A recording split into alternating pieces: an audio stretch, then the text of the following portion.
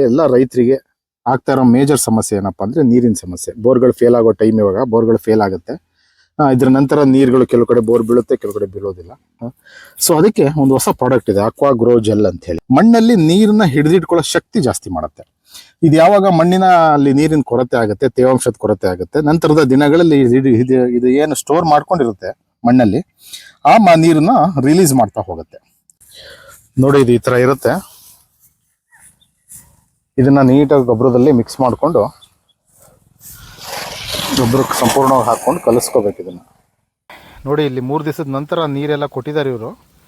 ಒಮ್ಮೆ ನೋಡೋಣ ಅಂತ ಬಂದಿದ್ದೀವಿ.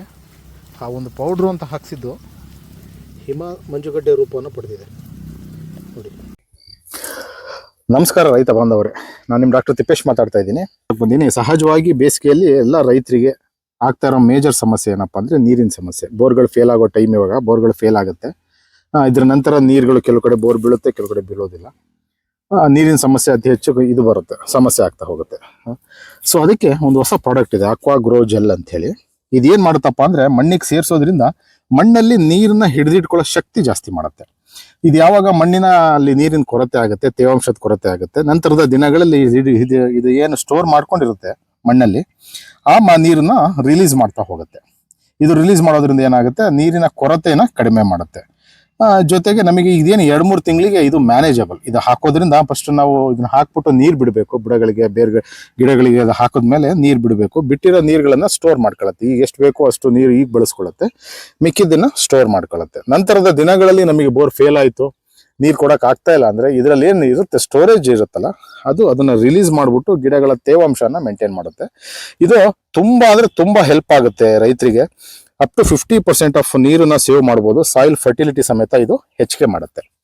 ನಮ್ಗೆ ಯಾವ್ದಾದ್ರು ನೀರಿನ ಸಮಸ್ಯೆ ಇದ್ದು ತಮಗೇನಾರು ಈ ತರ ಬೇಕು ಅಡ್ವಾನ್ಸ್ ಟೆಕ್ನಾಲಜಿನ ಬಳಸ್ಕೊಂಡು, ಸದ್ಯಕ್ಕೆ ಇದು ಬೋರನ್ನೇ ನಂಬ್ಕೊಳ್ದೆ, ಬೋರಲ್ಲಿ ನೀರು ಇರೋದಿಲ್ವಲ್ಲ, ಸೊ ಅಂಥವ್ರಿಗೆ ಏನಾರು ಅವಶ್ಯಕತೆ ಇದ್ರೆ ನೀವು ನಮ್ಮನ್ನು ಸಂಪರ್ಕಿಸ್ಬೋದು. ತಮಗೂ ಇದನ್ನ ತಗೊಂಡೋಗಿ ತಾವು ಹಾಕ್ಬೋದು. ನಾನು ಸದ್ಯಕ್ಕೆ ಇದನ್ನ ಗೊಬ್ಬರ ಜೊತೆ ಮಿಕ್ಸ್ ಮಾಡಿ ಹಾಕ್ಸ್ತಾ ಇದ್ದೀನಿ. ಬಿಕಾಸ್ ಒಂದು ಮರಕ್ಕೆ 20-30 ಗ್ರಾಮ್ 40 ಗ್ರಾಮ್ ರೆಫರ್ ಮಾಡಿರ್ತೀವಿ.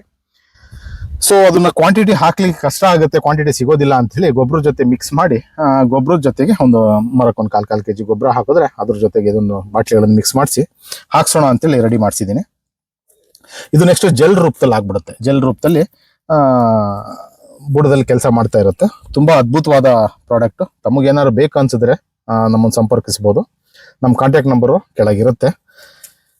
ಇದನ್ನ ಹಾಕೋ ವಿಧಾನ ನಿಮಗೆ ಮುಂದೆ ಶೂಟ್ ಮಾಡ್ತಾ ತೋರಿಸ್ತೇನೆ, ಹೇಗೆ ಇದನ್ನ ಮಿಕ್ಸ್ ಮಾಡಿದ್ದಾರೆ, ಹೇಗೆ ಹಾಕ್ತಾರೆ ಅನ್ನೋದನ್ನ. ಇದನ್ನ ನೀಟಾಗಿ ಗೊಬ್ಬರದಲ್ಲಿ ಮಿಕ್ಸ್ ಮಾಡಿಕೊಂಡು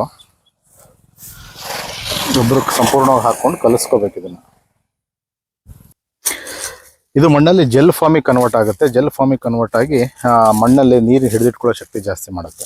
ಹಿಡಿದಿಟ್ಕೊಂಡು ಬೇಸಿಗೆಯಲ್ಲಿ ಯಾವಾಗ ನೀರಿನ ಕೊರತೆ ಆಗುತ್ತೆ ಅವಾಗ ಅದು ತೇವಾಂಶನ ಮೇಂಟೈನ್ ಮಾಡುತ್ತೆ. ಇದು ತುಂಬ ಅಂದರೆ ತುಂಬ ಹೆಲ್ಪ್ ಆಗುತ್ತೆ ಎಲ್ರಿಗೂ.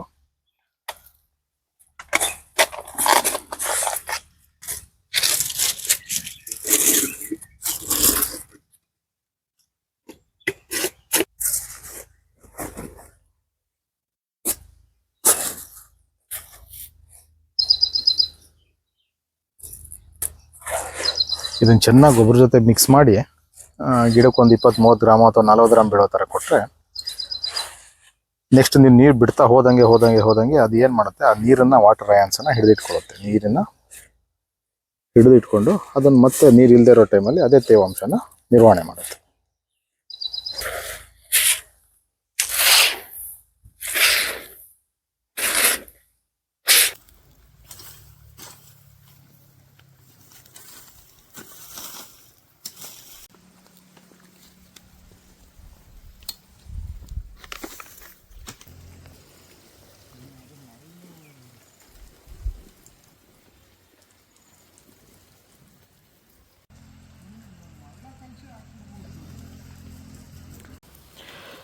ನಮಸ್ಕಾರ ರೈತ ಬಾಂಧವರೇ, ನೋಡಿ ಇಲ್ಲಿ 3 ದಿವಸದ ನಂತರ ನೀರೆಲ್ಲ ಕೊಟ್ಟಿದ್ದಾರೆ ಇವರು. ಒಮ್ಮೆ ನೋಡೋಣ ಅಂತ ಬಂದಿದ್ದೀವಿ. ಈ ಗ್ರೋಜಲ್ ತನ್ನ ಕೆಲಸನ ಶುರು ಮಾಡಿದೆ. ನೀರು ಬೀಳ್ತಾ ಇದ್ದಂಗೆ, ನೀರು ಕೊಡ್ತಾ ಇದ್ದಂಗೆ ನೀರುಗಳು ಮಂಜುಗಡ್ಡೆ ರೂಪಕ್ಕೆ ಹಿಡಿದಿಟ್ಕೋತಾ ಇದೆ, ಮಂಜುಗಡ್ಡೆ ರೂಪನ ಪಡೆದಿದೆ. ಸೊ ಇದು ನಿಮಗೆ ಬೇಸಿಗೆಗಾಲದಲ್ಲಿ ಭಾಳ ಅನುಕೂಲ ಆಗುತ್ತೆ. ಇರೋ ಅಷ್ಟು ನೀರಲ್ಲೇ ನೀವು ಇದನ್ನು ಹಾಕ್ಕೊಂಡು ಬಳಸ್ಕೊಂಡು ಈ ಮಣ್ಣನ್ನು ನೀಟಾಗಿ ಮುಚ್ಚಿಬಿಟ್ರೆ ಜೆಲ್ ಫಾರ್ಮಲ್ಲಿದೆ, ನೀಟಾಗಿ ಮಂಜುಗಡ್ಡೆ ರೂಪ ಪಡೆದು ಜೆಲ್ ಫಾರ್ಮಲ್ಲಿದೆ. ಇದು ವಾಟರ್ ಅಯಾನ್ ಟೆಕ್ನಾಲಜಿ, ನೀರಿನ ಅಂಶಗಳನ್ನು ಹಿಡಿದಿಟ್ಕೊಳ್ಳುತ್ತೆ. ಸೊ ನಿಮಗೆ ಭಾಳ ಯೂಸ್ ಆಗ್ಬೋದು. ರೈತರಿಗೂ ಯಾರಿಗೆ ನೀರಿಗೆ ಸಮಸ್ಯೆ ಇದೆ ಅವ್ರು ತೊಗೊಂಡೋಗಿ ಬಳಸ್ಕೋಬೋದು. ಒಂದು ಪ್ಲಾಂಟಿಗೆ 30 ರಿಂದ 40 ಗ್ರಾಮ್ ಬಳಸಲಿಕ್ಕೆ ರೆಫರ್ ಮಾಡ್ತೇವೆ. ಧನ್ಯವಾದಗಳು.